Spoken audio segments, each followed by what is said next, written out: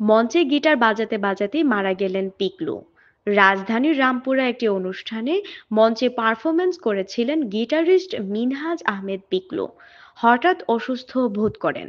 স্থানীয় একটি ক্লিনিকে নিয়ে গেলে সেখানে চিকিৎসক তাকে মৃত ঘোষণা করেন। চিকিৎসক জানান হৃদরোগ আক্রান্ত হয়ে মারা গেছেন মিনহাজ আহমেদ পিকলু। গিটারিস্ট পিকলুর বন্ধু সিফাত আলতাবুজ জানান শুক্রবার 20 ডিসেম্বর রাত 9টার দিকে পিকলুর মৃত্যু হয়। এছাড়া পিকলুর মৃত্যুর খবর সামাজিক মাধ্যমে জানিয়েছেন অ্যাভয়েড রাফা ব্র্যান্ডের রাইফ আল হাসান রাফা।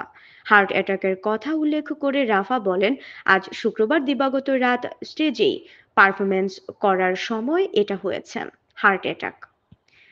তাকে দ্রুত হাসপাতালে নেওয়া হয়েছিল, কিন্তু সেই ভয়ঙ্কর খবরটা এসে গেল কিছুক্ষণের মধ্যেই। ভাবতে কষ্ট হচ্ছে যে তিনি স্টেজে ছিলেন, তার সবটুকু উজাড় করে দিচ্ছিলেন, যেমনটা সব সময় করতেন।